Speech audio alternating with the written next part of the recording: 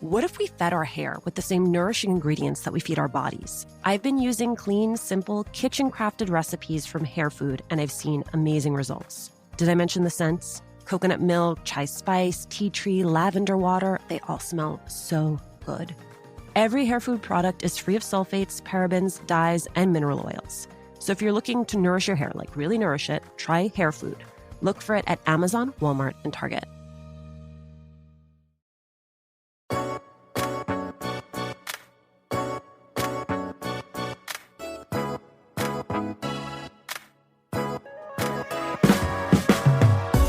The stakes of Dr. Analiz Rodriguez's work are very, very high.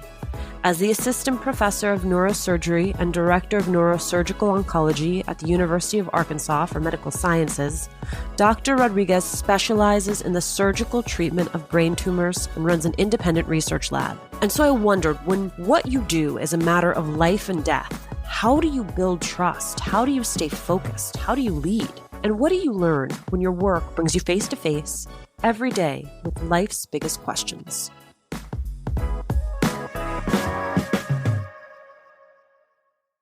You know, I think parents everywhere who worry about their kids watching too much TV are going to be happy to know that you were inspired to become a neurosurgeon by watching television. Can you take me back to that moment in the 4th grade? So I watched TV growing up, but it had to be balanced between cartoons and educational things. So I used to watch a lot of TLC, or their learning channel. There was a program about a little girl who had epilepsy. They showed her journey.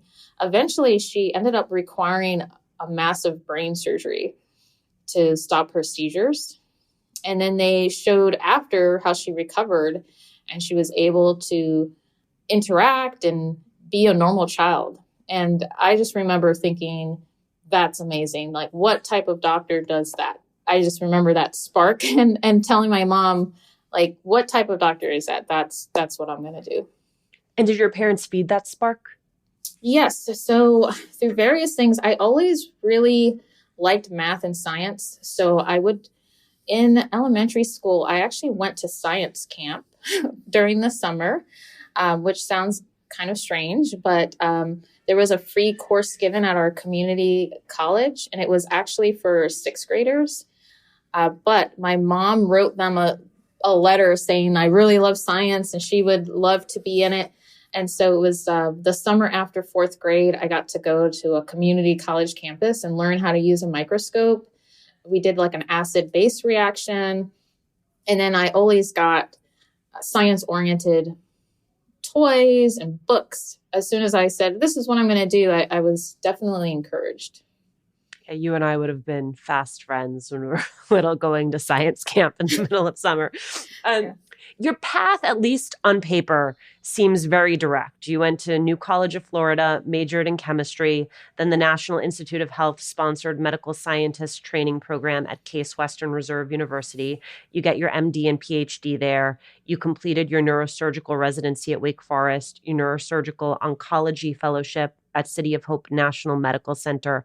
But I have to imagine that there were bumps along the way. What is the biggest bump in that journey? I will say, preface this, I'm a very goal-oriented person. If I get something in my mind, I become obsessed with it and almost obstinate that I will finish this goal. And sometimes that's a good thing, and maybe some ways it's not a good thing. But I would say I was lucky enough that I knew what I wanted to do when I was a child, and it didn't change. I kind of came up with a plan pretty early on. So, for example, I knew I wanted to do MD, PhD in high school. I know a lot of people don't even know. Wow. I know. They don't know what the MD, PhD program is. Early high school, I figured out how long it took to become a neurosurgeon. It's very long. It's the longest training out of any other type of doctor. And in my mind at that time, I was young. I was like, that by the time you finish, you're going to be very old. So I kind of did things to speed up the process. So I graduated from high school at 16. I graduated from college at 19. I got my MD, PhD.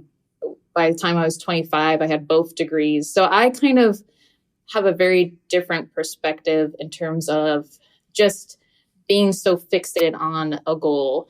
And that really has propelled me in life. The majority of your patients have malignant brain tumors. That means they have limited therapies. They'll likely die within 2 years of the time that you meet them. What does that then mean about how you approach your relationship with your patients? A surgeon's relationship with a patient is very unique because typically you meet someone for about 30 minutes to at most 1 hour. And within that time frame, you have to tell them that they need a brain surgery, review what that even means, describe it, and they have to trust you. So it actually takes a different level of people skills that I don't really think you encounter until you start working in that space. And then for people who have a really bad prognosis, I always try to tell my patients that it's about breaking up everything into steps. And surgery is the biggest and scariest step. And once you get through that, you can do anything. So I kind of try to be their cheerleader and frame it in that context. I mean, it is a tremendous responsibility. You as a neurosurgeon have the ability to repair function so that people sometimes can walk again, they can talk again. But just as it has the ability to give people those function, it also has the ability to take that function away. How do you sit with that level of responsibility each day? I rely heavily on my faith. I don't know what someone would do without that.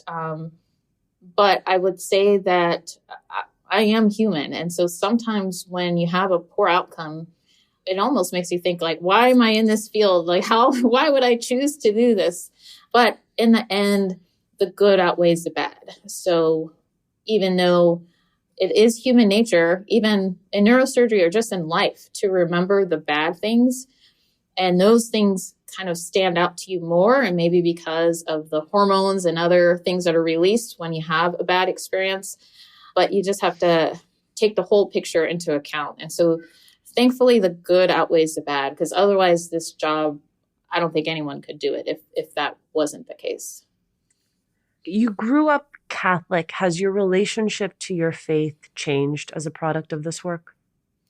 Yes. For me, I grew up Catholic, very traditional Catholic, going to Mass every week. I still go to Mass every week. How it's changed is actually interesting. So I would say as a young adult, I got upset at God for something not turning out my way in life. I decided I'm not going to pray anymore because it's pointless. There's no point in praying because it doesn't affect the outcome of your life, which is ridiculous. But through my patients, I would say that my faith has actually grown a lot. A lot of people, when they're faced with cancer and the end of life, their spiritual hold and their connection to God is magnified. For me, I was like, wow, I was mad at God for something so silly. And you meet someone that's going to die within 6 months. And you will never, ever say, oh my God, I was mad at God for not giving me something I wanted. I have so much to be thankful for. How dare I do that? When my patient has, months and I see them struggling for just one more day on earth. Here is an inspired idea.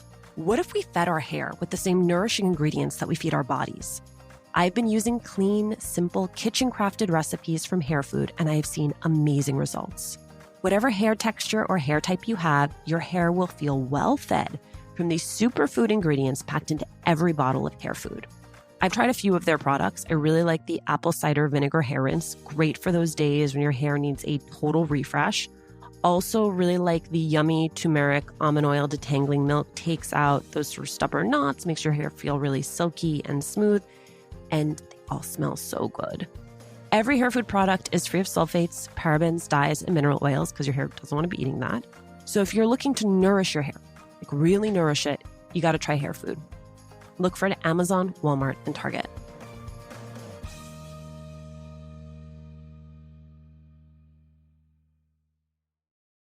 Today's show is sponsored by PDM, Pod Digital Media. The #1 multicultural podcast app is here. PDM, Pod Digital Media, is the first Black-owned podcast app. Listen to shows from every single category: sports, business, health, lifestyle, and culture, all from creators of color. Download it today in the Apple App Store. Listen to new shows, and if you want to release a podcast, record and release right from the app. PDM, Pod Digital Media app. Download it and tell them Latina to Latina sent you. There's this book I read. It's called That Good Night, and it's by a doctor who does palliative care. And it really brings into focus the magnitude of what you are confronting each day, which is in part, health and corporal, but is in large part also just so deeply emotional and deeply spiritual. You've said all neurosurgeons must be leaders in some form, as we are the captain of the ship in our operating rooms. Can you pull back the curtain and give us a sense of what that looks like? So I would say that it applies to surgery in general, that when you're in the operating room, it's a team sport. So surgery is a team. So basically, when you go into the operating room, the most important person, obviously, is the person that is undergoing the surgery. But they're asleep. And they're, at least for the surgeries I do, in general, they're asleep. And so you have to advocate for them. And then there's a surgical team, there's a nursing team, there's an anesthesia team. So there's actually a lot of people in the room. And for example, if something goes wrong or starts going wrong, they kind of look towards the lead surgeon to kind of direct the team into getting out of that problem. So I guess that's where a lot of the ship references come from. So if the ship is sinking, typically you look towards the lead surgeon. And also a lot of times you have to improvise. No surgery is the same. No patient is the same. So you can perform the same 100 surgeries, but each one will have slightly different variations. And you may have to improvise.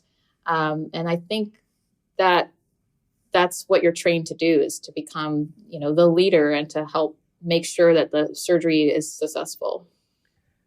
In addition to your work with patients, you also run an independent research laboratory. Can you explain to me, what are the core questions that you're grappling with in your research?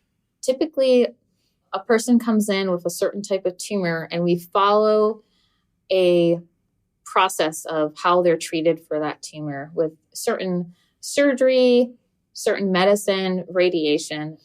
But what we're starting to realize is, if you take a group of people, they're not all going to respond to treatment the same way. And there's pretty significant groups of people who don't do as well as others. And why are their tumors not responding to the therapy? I'm interested in that. And how I try to understand that is, one is looking at the genetic fingerprint of the patient's tumor. So just the same way people send off their saliva to ancestry.com, we send off tumors to get their fingerprint. And then two is actually using the tissue itself. So I am so grateful. A lot of our patients have decided to donate their tumors to the research lab so we can actually grow mini tumors and do different tests on them. That's so cool. Mm-hmm. Yeah, it's amazing. Yeah. What do you tend to tell other Latinas who are torn between getting an MD and a PhD, or who feel a tug to practice and be with patients, but also feel a tug toward research? So I would say you don't have to get an MD, PhD to do research and be a doctor. So if you're a doctor who wants to do research, there are multiple avenues. Sometimes you can get a master's degree. Sometimes you can just take some extra time off to do research. I would say trying to talk to people who have done it before, in terms of find someone at your school who balances both worlds, and kind of see how much research or what type of research you want to do, because there are different types of research. So you may not want to do research that requires, test tubes and things like that. You may want to do research that requires interviewing patients or using clinical data. You noted in another interview that I read that for a lot of white non-Latina women entering male-dominated fields like medicine, it will often be the first time that they're identified as the other, but that's not your experience. I feel as a minority woman, you definitely know you're different at an early age, especially if you start getting into the science space. I would say one other thing that stuck out to me is name. So my name is visibly Latina. I mean, anyone sees my name, they automatically start asking questions like, do you speak English and where are you from? Just because my first and last name are not, typically quote unquote American names. For example, in the 4th grade, we just moved from New Jersey to Florida, and a teacher pulled me out of class and had me take a test. And I remember coming home and being like, oh, this test was so easy. I aced this test. And then my mom started asking questions and asked the teacher, well, what was this for? And the teacher was like, oh, I was testing her for English as a second language. And my mom's like, why? My child speaks English. And if you look at her records from New Jersey, she got straight A's and was in gifted classes. So why did you decide to test my child and take her out of class for hours to test her? And the teacher told her it's because they looked at my name. They looked at the name Analiz Rodriguez, and that's their criteria to test me for ESL. Did not look at my transcripts, did not talk to my parents. And that's when I realized, wow, people discriminate against you for your name. I was actually taken out of that school because my mom was like, I can't have you in a school that does that. I'm always very conscious of that. You learn these lessons as a child, whereas I think for majority women, they go through life with a very different experience. And it's only later, maybe when they enter neurosurgery, that they finally find themselves as being different or the only one or discriminated against. But as a Afro-Latina, that's happened, since I was a child. Obviously, if you look at me, so I know this is a podcast, but if people were to look at me, they would say, oh, well, you're obviously brown skin. I'm Afro-Latina. It's obvious I have curly hair. So my features make me obviously look like I am not a typical doctor per se, by some people's eyes. And so, for example, I have been mistaken for a transporter, a housekeeper. I've been asked for sheets. I've come into a room with a white coat on, a name tag, and I've been asked, can you change my sheets? That has never occurred I haven't encountered a majority woman telling me that they've been asked for sheets, they've been asked to clean, they've been mistaken for people that are not on the medical team. So I feel like that's the difference. You ask a woman of color, her experience, she's going to say, I'm not even mistaken for someone on the clinical team. So I'm not offended when you call me a nurse, because at least you identify me as someone taking care of a patient. I think that's better than when I have been mistaken for transporting a patient I've operated on. I've been outside the room, dressed professionally with a white coat, and someone saying, are you here to transport the patient? And I was saying, no, I'm here to talk to the patient I operated on. When someone treats you differently, are you in the habit of calling them out? Yes. And I do it in different ways. I would say now that I have definitely more power in the position that I am, that I can. However, I understand that not every battle can be won. There's a tightrope that you will always walk. And I think that's just intrinsic to being a woman, to being a minority, whichever group you want to say that experience stems from. I do think that I've always been taught to stand up for myself, and I definitely have. And I think now, as you gain more power in your career, you can do it more often. Yeah. Puerto Rican Dominican from Jersey. That was like, if you're not standing up for yourself, I'm not sure who is. Yeah. We that Jerseyness, it like teaches you to always stand up for yourself. Arkansas, where you are now, where you practice, is 15% Black, 7% Latino. Have you been able to create a community for yourself there? I have found, and interesting enough, I think a lot of my community outside of work, I think work intrinsically comes with its own set of people that you become friends with because you become friends with your colleagues. And then I think the other place for me is church. There are a lot more Protestants than Catholics in Little Rock in general. However, the Catholic community here is very strong. And so I've been really happy with meeting people through that. I have to tell you, I was so moved. I didn't realize until I started doing the research for the interview that the lab is actually called the Rodriguez Lab. And it made me realize how infrequently we see surnames like ours in proximity to something like that. And so I felt enormous pride in seeing that. Do you still have that feeling when you like walk into the lab and it's the Rodriguez Lab? Like when you see it on a website, like does it land for you that this is extraordinarily special and that you're doing something extraordinarily special? It doesn't really hit me on a day-to-day basis, but I will say sometimes I read things. So for example, I just read an article that came out about surgeon scientists. So surgeons like me who also do research.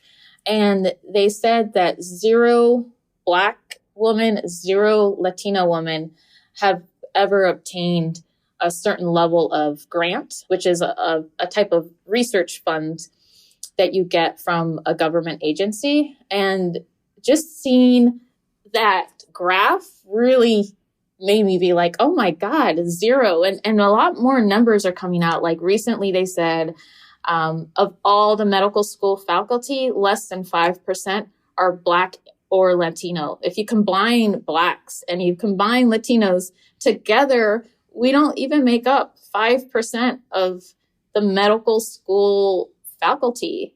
So I was just like, oh my gosh, that's terrible. When you aspire to go to medical school, but the people that are teaching you, less than 5% are going to look like you. And that really, now that the numbers are coming out, and I see it on paper, that's when it really hits me. You've said your mom gave you the gift of unwavering self-confidence. As the mother of 2 girls, I would love to know how she did that.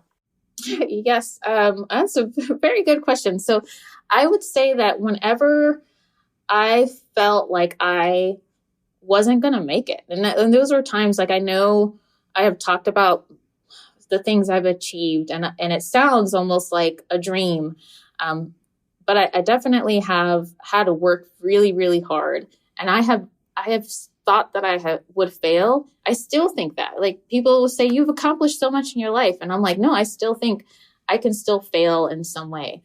Every time I feel like that, my mom would always say, but you're on a lease, which is so crazy to me. But she would say, you're on a lease and you can do anything.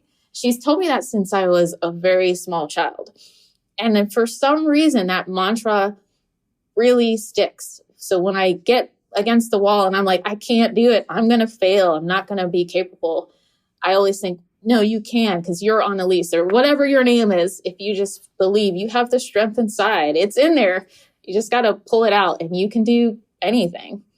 I'm going to use that on my girls tonight. My last question for you. Your Twitter bio reads, condemn no man and deem nothing impossible. How does that spirit show up in your life, even beyond work? That actually is from a Jewish scholar saying, and I just really relate to it. I feel like a lot of problems we have in the world are because we condemn or judge each other. And I don't believe in that. I believe we should all appreciate life, the joy that we can bring to each other, this very short journey of life. You know, people think about life as a long, long time. I don't think that we live for very long in the grand scheme of things. And then to deem nothing impossible, I guess for me, that's just my story. I talked about that on my social media account, how, you know, years ago, I was in English as a second language when I was in kindergarten and I didn't speak English. I'm a Black girl. I'm a Latina with a name that's not American. A lot of people have told me to my face when I was little and I told them I want to be a neurosurgeon. They laughed. I mean, openly laughed at me. that's really who I am, that don't count anything out in life. Your patients are so lucky to have you, and we're so lucky to have this time. Dr. Rodriguez, thank you so much. This was such a joy. Yeah, you're welcome. Thank you.